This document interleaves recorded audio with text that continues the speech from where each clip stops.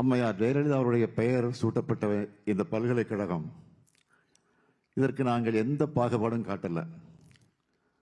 இந்த பட்டமளிப்பு விழாவை கூட நாங்கள் புறக்கணிக்கவும் இல்லை. இன்னும் சொல்லணும்னா 2021க்கு பிறகு இந்த யூனிவர்சிட்டிக்கு இன்னும் செழுமையா வளர்த்திருக்கிறோம். இதுதான் நான் நிறுவ நினைக்கிற அரசியல் மாண்பு. இந்த அரசியல் மாண்பு நடுவில் இல்லாம போயிருந்தாலும் எதிர்காலத்தில் நிச்சயமாக எப்பவும் தொடரணும் என்று நான் விரும்புகிறேன். 2021க்கு பிறகு இந்த யூனிவர்சிட்டியில் நிறைய மாணவர்கள் சேர்ந்திருக்காங்க.